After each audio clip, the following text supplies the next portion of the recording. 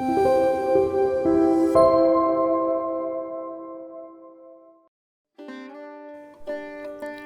Shri Sai Ram. Shri Shirdi Sai Baba Jivita Charitra Parayan, Chapter 11.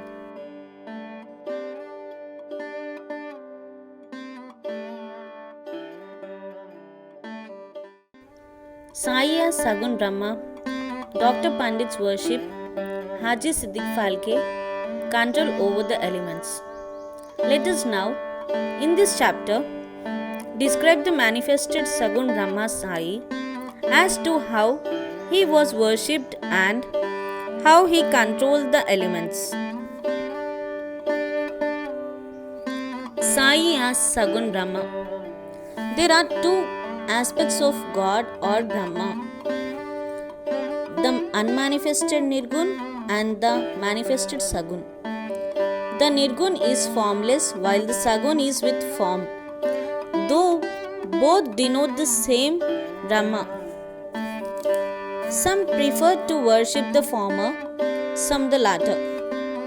As stated in the Gita, chapter 8, the worship of the latter is easy and preferable. As man has got a form, body, senses, etc., it is natural and easy for him to worship God with form. Our love and devotion do not develop unless we worship Sagun Brahma for a certain period of time, and as we advance, it leads us to the worship meditation of Nirgun Brahma. So, let us start with Sagun worship: image, altar, fire, light, sun, water, Brahma are the 7 objects of worship.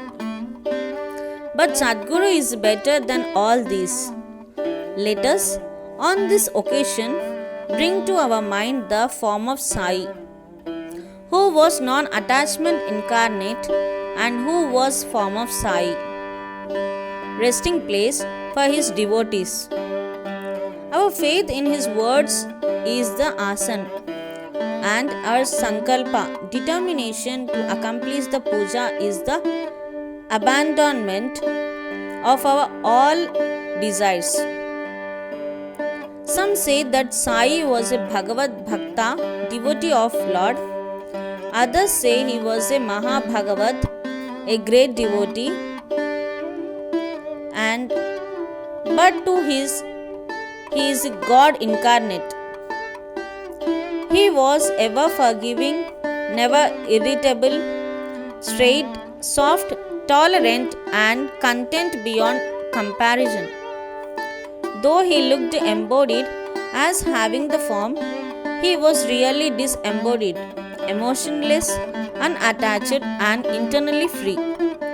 The Ganges, on its way to the sea, cools and refreshes the creatures affected with heat, gives life to the crops and trees, and quenches the thirst of many.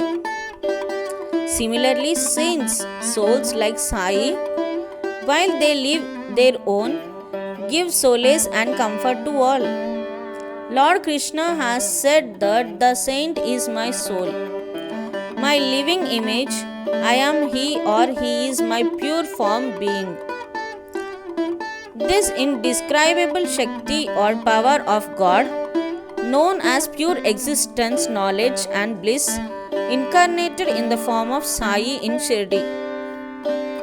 The Shruti Taittiriya Upanishad describes Brahma as pure bliss. This we read or hear daily in the books.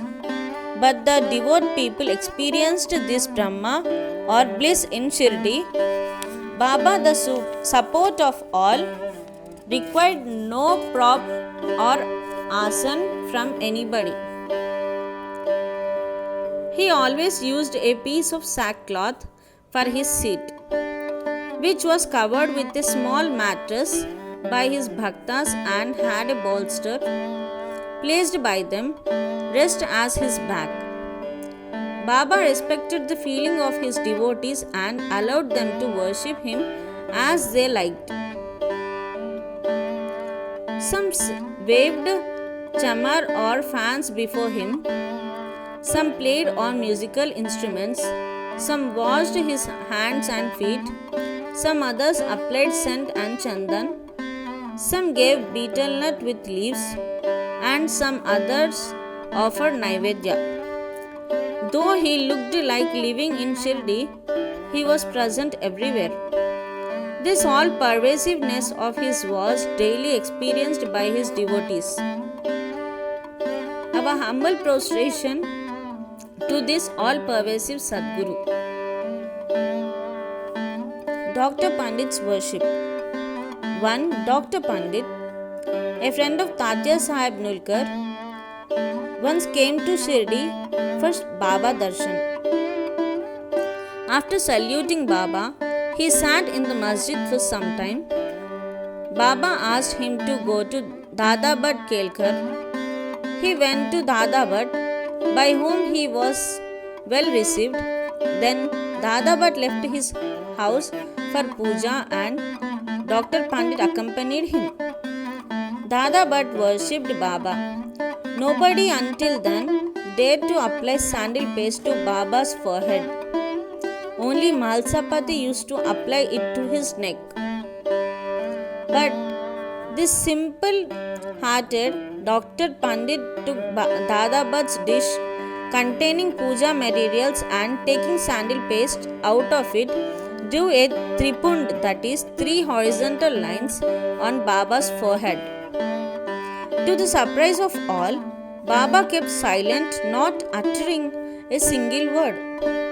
Then Dada Bhatt that evening asked Baba, "How is it that, though you object to the sandal paste being applied by others to your forehead, you allow Dr. Pandit to do so?" Baba replied that Dr. Pandit believed him to be the same as his Guru Raghunath Maharaj of Dopeshwar, known as Kaka Pukarnik, and he applied the paste to his forehead, as he was doing to his Guru. Hence, he could not object. On enquiry, Dr. Pandit told Dada Bhatt that he took Baba as his Guru, Kaka Purnik, and realized him as the same. Hence, he marked the tripund on Baba's forehead as he did on his Guru's. Though Baba allowed devotees to worship him as they pleased, still sometimes he acted in a strange way.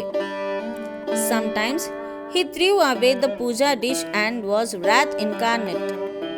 Then who could approach him? Sometimes he scolded the devotees. At times he looked softer than wax, a statue of peace and forgiveness. Though he seemed to shake with anger and his red eyes rolled round, still he was internally an ocean of affection and motherly love. He would call out his devotees and say that he never knew when he was ever angry with them. If it was possible that mothers could kick their children and the sea turn back the river, he too could neglect the devotees' welfare. That he, the slave of his devotees, always stood by them and responded them whenever they called upon him, and that he always longed for their love. Haji Siddiq Phalke. There was no knowing as to when Baba would accept a devotee. That depended on his will. Siddiq Phalke's story is to the point. One Mohammedan gentleman by name Siddiq Phalke of Kalyan, after making pilgrimage to Makkah and Medina, came to Shirdi. He lived in the Chavdi facing north and sat in the open courtyard of the masjid for 9 months. Baba ignored him and did not allow him to step into the masjid. Phalke felt disconsolate and did not know what to do. Somebody advised him not to be disappointed but to try to approach Baba through Shama Madhavarao Deshpande, a close and intimate devotee of Baba. He told him that as they approached the Lord Shiva through his servant and devotee Nandi, so should Baba be approached through Shama. Phalke liked the idea and implored Shama to intercede for him. Shama agreed and on a convenient occasion spoke to Baba about him thus: Baba, why don't you allow the old Haji to step into the masjid? While so many persons freely come and go after taking your darshan, why not bless him once? Baba replied, Shama, you are immature to understand things. If the fakir, Allah, does not allow, what can I do? Without his grace, who will climb into the masjid? Well, go to him and ask him whether he will come to the narrow footpath near the Barwi well. Shama went and returned with an affirmative answer. Again Baba said to Shama, ask him whether he is willing to pay me the sum of rupees 40,000 in 4 installments. Shama went and returned with the answer that he was willing to pay even 40 lakhs. Again Baba said to Shama, we are going to cut a goat in the masjid, so ask him whether he would like to have its meat haunch or testicles of a goat. Shama returned with the answer that the Haji would be happy to receive a small crumb from Baba's kolamba, which is mud pot. Hearing this, Baba got excited and with his hands threw away the earthen jars and kolamba and straightway advanced to the Haji and lifting his kafni up in arms said, why do you brag and pose yourself as an old Haji? Do you read Quran like this? You are proud of your pilgrimage to Makkah, but you do not know me. Being thus scolded, the Haji was confounded. Baba then went back to the masjid, purchased a basket of mangoes and sent them to the Haji. Then again, Baba went to the Haji and taking out of rupees 55 from his pocket, gave them in Haji's hand. Thenceforth, Baba loved the Haji, invited him for meals, and the Haji thereafter came into the masjid whenever he liked. Baba gave him at times some rupees, and thus the Haji was enrolled in Baba's darbar. Baba's control over the elements. We shall close this chapter after describing 2 incidents showing Baba's control over the elements. Once, at evening time, there was a terrible storm at Shirdi. The sky was overcast with thick black clouds. Winds began to blow with great force, clouds roared and lightning began to flash and rains started pouring in torrents. In a short time, the whole place was flooded with water.